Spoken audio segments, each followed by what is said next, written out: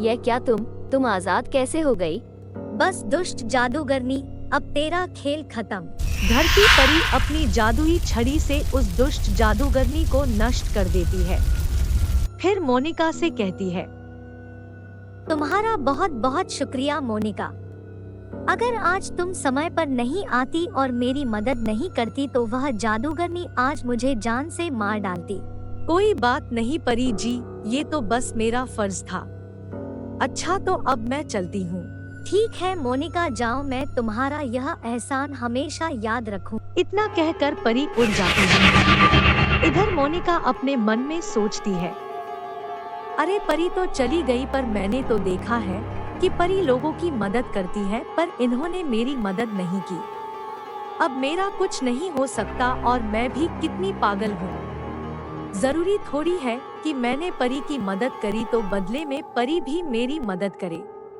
कोई बात नहीं, अब मुझे घर चलना चाहिए। इतना सोचकर मोनिका घर आ जाती है। अब बस 2 दिन ही बचे थे मोनिका की शादी में। उसके घर में जोरों शोरों से शादियों की तैयारियां चलने लगी। मोनिका अब भी उदास थी। तभी उसके दरवाजे पर खटखट हुई। मेहंदी ले लो मेहंदी। यह सुनकर मोनिका और उसकी माँ बाहर आती है। वह बूढ़ी औरत कहती है, लगता है घर में शादी है, बिटिया को मेहंदी लगाओ, बहुत सुंदर रचेगी। ले लो ना बहन जी, ज्यादा की नहीं है, बस 5 रुपए की है। माफ करना अम्मा, पर हम मेहंदी मंगा चुके हैं। अब हम इतनी सारी मेहंदी लेकर क्या करेंगे? एक ही ले लो बहन जी, मेरी थोड़ी कमाई हो जाएगी। सुबह से मैंने कोई कमाई नहीं की। अम्मा मेरे हाथों पर तो मेहंदी रचती ही नहीं है।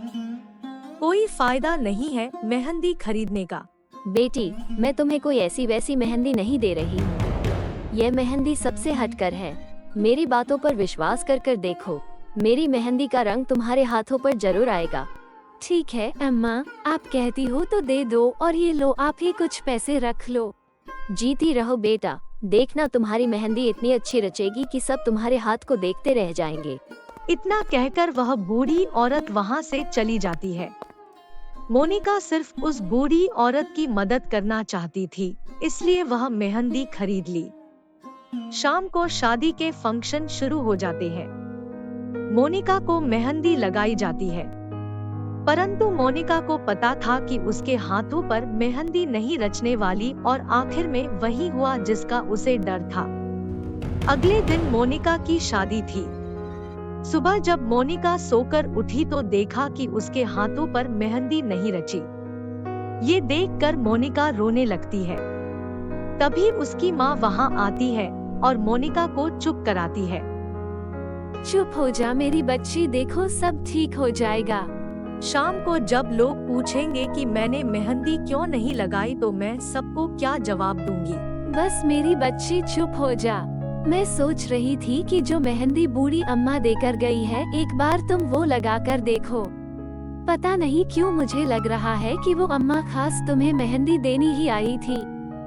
अरे माँ, मैंने तो बस उनसे इसलिए मेहंदी खरीद ली ताकि उनकी थोड़ी मदद हो जाए। पर आप कह रही हैं, तो एक बार उनकी मेहंदी भी लगाकर देख लेती हूँ। मेरे पास और कोई रास्ता भी तो नहीं है माँ। शाम को मेरी बारात आ जाएगी। अगर मेरी मेहंदी नहीं लगी तो मैं दुल्हन के रूप में वहाँ कैसे जाऊंगी? मेहंदी तो दुल्हन की शोभा होती है। मोनिका बूढ़ी अम्मा की दी हुई मेहंदी लगाती है। मेहंदी लगाने के थोड़ी देर बाद ही वह मेहंदी मोनिका के हाथों पर रचने लगती है, जिसे देखकर मोनिका और उसकी माँ चौंक जाती है। अरे माँ देखो, इस मेहंदी का रंग मेरे हाथों पर चढ़ रहा है। हाँ बेटा, मैं भी यही देख रही हूँ। सब ऊपर वाले की कृपा है। मोनिका की खुशी का ठिकाना नहीं था। अब मोनिका बहुत खुश थी। मोनिका अपने कमरे में बैठकर अपने हाथों को निहार रही थी। तभी वहाँ धरती परी प्रकट होती है और कहती है, मोनिका। अरे परी जी, आप यहाँ? मोनिका, तुम्हें क्या लगा कि मैं तुम्हारी मदद नहीं करूंगी? मैं तुम्हें देखते ही तुम्हारी परेशानी समझ गई थी। मैं चाहती तो उस वक्त भी तुम्हारी मदद कर सकती थी, परंतु मैं तुम्हें थोड़ा परखना चाहती थी। तुम वाकई में बहुत ही अच्छी लड़की हो। तुमने उस बूढ़ी अम्मा से यह सोचकर मेहंदी खरीदी कि ताकि उनका खर्चा निकल जाए। मुझे बहुत अच्छा लगा। असल में वह बूढ़ी अम्मा के रूप में मैं ही थी।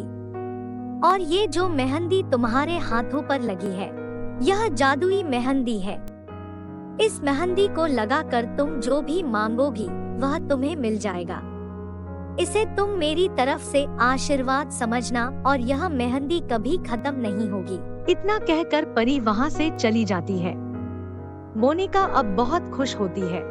फिर वह अपनी मेहंदी से अपने लिए एक बहुत ही प्यारा सा लहंगा मांगती है और उसके सामने बहुत ही सुंदर सा लहंगा प्रकट हो जाता है। ये देखकर तो मोनिका और भी ज्यादा खुश हो जाती है। अरे वाह, ये मेहंदी तो सचमुच में जादुई है। आपका बहुत बहुत शुक्रिया धरती परी। मोनिका आवाज लगाकर अपनी माँ को बुलाती है और अपनी माँ को सारी बात बताती है। यह सुनकर उसकी माँ भी बहुत खुश होती है। शाम को मोनिका की बारात आ जाती है। मोनिका अपने जादुई मेहंदी से मांगे हुए लहंगे को पहनकर बहुत ही अच्छे से तैयार होती है। मोनिका के हाथों में इतनी अच्छी मेहंदी रचा देख उसके साथ की सहेलियां मोनिका से जलने लगती है, परंतु मोनिका को इससे कोई फर्क नहीं पड़ता है। मोनिका को देखकर उसके ससुराल वाले मोनिका की बहुत तारीफ करते हैं और इस तरह मोनिका की शादी बहुत ही धूमधाम से हो जाती है। मोनिका खुशी खुशी अपनी माँ से विदा लेकर अपने ससुराल पहुँच जाती है। अपने ससुराल में मोनिका को जिस भी चीज की कमी होती थी तो वह जादुई मेहंदी से मांग लिया करती थी और सबको खुश रखती थी।